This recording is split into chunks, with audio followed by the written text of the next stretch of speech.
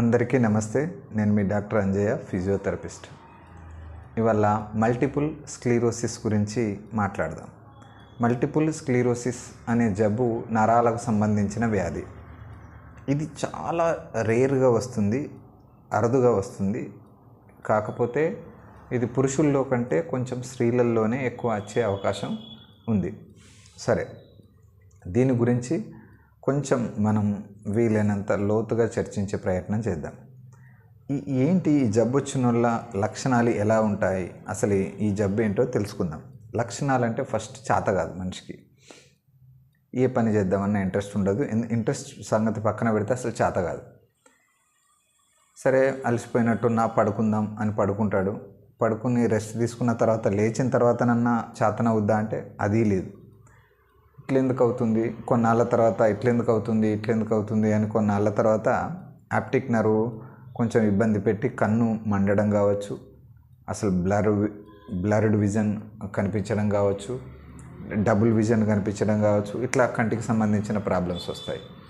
Walking style మారిపోతుంది. అసలు అడుగు ఒక అడైతే ఇంకొక అడబడడం కావచ్చు, లేకపోతే షేకింగ్ కావచ్చు.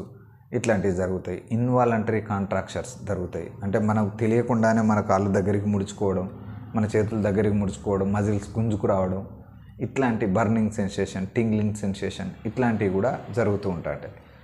అరే, నాకు ఇట్లా ఎందుకు అవుతుంది అని మనం వెంటనే నరాల డాక్టర్ దగ్గరికి వెళ్తే, న్యూరో ఫిజిషియన్ దగ్గరికి వెళ్తే అతను చూస్తాడు. మరి ఏంటి, ఈయనకి ఏం జబ్బు ఉందో తెలుసుకోవడానికి మన లక్షణాలను అడిగి ఎంఆర్ఐ రాస్తాడు. ఎంఆర్ఐలో ఎంఎస్ గురించి స్టడీ చేయాల్సి వచ్చినప్పుడు ప్యాచెస్ ఏమన్నా ఉన్నాయో చూస్తారు. సెంట్రల్ నర్వస్ సిస్టంలో ప్యాచెస్ ఉంటాయి. ప్యాచెస్ ఏమన్నా ఉన్నాయో చూస్తారు. అందులో కూడా బయటికి రాలేదు అనుకుందాం.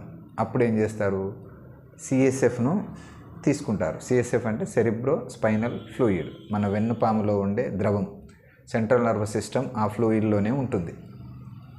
సెంట్రల్ నర్వ్ అంటే వెన్నుపామును మెదడు రెండిటికి చుట్టూ ఆ సెరిబ్రో స్పైనల్ ఫ్లూయిడ్ ఉంటుంది. ఆ ఫ్లూయిడ్ను పంచర్ చేసి తీసుకుంటారు. తీసుకొని దాంట్లో టెస్ట్ చేస్తారు. ఏం చేస్తారు, అలిగోక్లోనల్ బ్యాండ్స్ ఏమన్నా ఉన్నాయా లేవా చూస్తారు.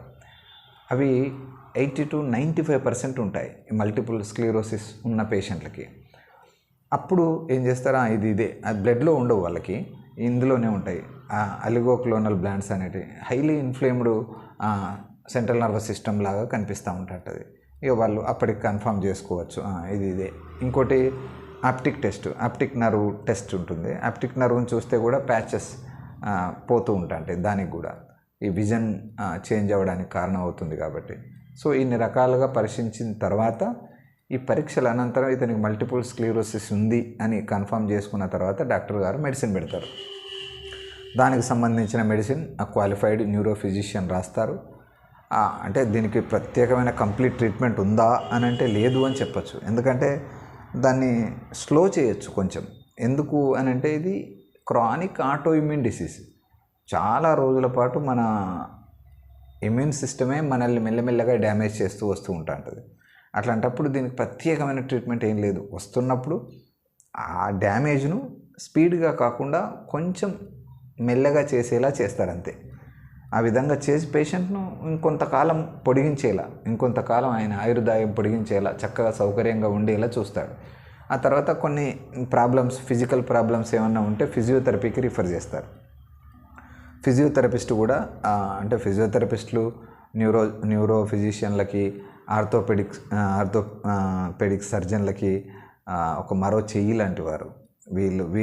వాళ్ళు కలిస్తే పూర్తవుతుంది ట్రీట్మెంట్. చాలా ప్రాబ్లమ్స్లలో వాళ్ళకి వీళ్ళకి ఏదో అన్యోన్య దాంపత్యం ఉంటుంది. అఫ్కోర్స్ దాంపత్యం అనాలా, దీన్ని ఫ్రెండ్షిప్ అనాలా ఏమో తెలీదు. ఎక్స్టెండెడ్ ఆర్మ్స్ అనొచ్చు. Extended arms, we are all physiotherapists are extended arms for orthopaedicians and neuro physicians, neuro surgeons also. ఇది కథ. సరే, ఆ తర్వాత ఫిజియోథెరపిస్టు పెయిన్స్ ఎలా ఉన్నాయి, ఆ పెయిన్ తగ్గించడం, మజిల్స్ ఎక్కువ ఇంపాక్ట్ అవుతున్నాయి, ఎక్కడెక్కడ ప్యాచెస్ ఎక్కువ ఉంటే అక్కడక్కడ మజిల్స్ ఎక్కువ వీక్ అవుతుంటాయి, వాటికి స్ట్రెంథనింగ్ ఇవ్వడం, కొంచెం మొబిలిటీ ఎలా ఉంది, వాకింగ్ స్టైల్ ఎలా ఉంది, అది ప్రాక్టీస్ చేయించడం, ఎక్సర్సైజ్ చేయించడం, ఇట్లాంటి దగ్గరుండి మరీ చూసుకుంటాడు. ఇట్లా కొన్నాళ్ళ పాటు చేస్తే పేషెంట్ మంచి రికవరీ వచ్చి అతను చేసుకునే స్థాయి వచ్చి ఆ ప్రాబ్లం యొక్క సెవేరిటీని, ఆ ప్రాబ్లం యొక్క బాధని చాలా మట్టుకు తగ్గించుకొని కొంతవరకు సౌకర్యవంతమైన జీవితాన్ని గడపచ్చు. మల్టిపుల్ స్క్లీరోసిస్ అనేది ఇది అంటుకునే జబ్బు కాదు, ఒకరి నుంచి ఇంకొకరికి అంటుకునేది కాదు. ఇది చాలా తక్కువ మందిలో వంశపారంపర్యంగా ఉంటుంది. బట్ ఇది ఎందుకు వస్తుందో ఎవరికి వస్తుందో ఎవరికి తెలియదు. అది కూడా ఖచ్చితమైనది జస్ట్ 5% అట్లా ఉంటుంది హెరిడిటీగా. కానీ మిగతాది ఎందుకు వస్తుందో ఎవరికి వస్తుందో ఎవ్వరూ చెప్పలేరు. వచ్చిన తర్వాత ఇది ఏంటో చెప్తారు. బట్ ఏది ఏమైనా సరే కొన్ని కోట్ల జీవరాశుల్లో కొన్ని వేల రోగాలు ఉన్నాయి. ఆ వేల రోగాలలో దాదాపు 90% రోగాలకు మెడిసిన్స్ అనేటి మేనేజ్మెంట్సే ఉంటాయి, కానీ పూర్తిగా క్యూర్ చేసేటి ఉండవు. ఎందుకంటే మనిషి జీవితం కావచ్చు, పక్షి జీవితం కావచ్చు, పుట్టిన ప్రతి దానికి, తయారు చేసిన ప్రతి నావకు చిల్లున్నట్టు పుట్టిన ప్రతి దానికి గిట్టడం అనేది ఉంటుంది. కాబట్టి అది ఇలా కాకపోతే అలా కాకపోతే ఇంకోలా కాకపోతే ఇంకోలా ఉంటుంది. అది ఏంటో తెలుసుకోవడం జ్ఞానం, దాన్ని కొంచెం స్లో చేయడం విజ్ఞానం, అంతే. అదేంటో ప్రాబ్లం ఏంటో తెలుసుకోవడం జ్ఞానం. దాన్ని ఆ ప్రాబ్లం తెలుసుకున్న తర్వాత అలా సడన్ జరగకుండా ఇంకొంచెం స్లో చేసి ఇంకొంచెం ఎక్కువ కాలం ఈ భూమి మీద భావాల్ని ఆస్వాదించేలా, ఎమోషన్స్ని ఫీల్ అయ్యేలా చేయడానికి ఉపయోగపడేది విజ్ఞానం కదా. మల్టిపుల్ స్క్లీరోసిస్ గురించి ఇంతే. చూద్దాం ఇంకా ఫర్దర్గా ఏమేమి చేద్దామో. Thank you.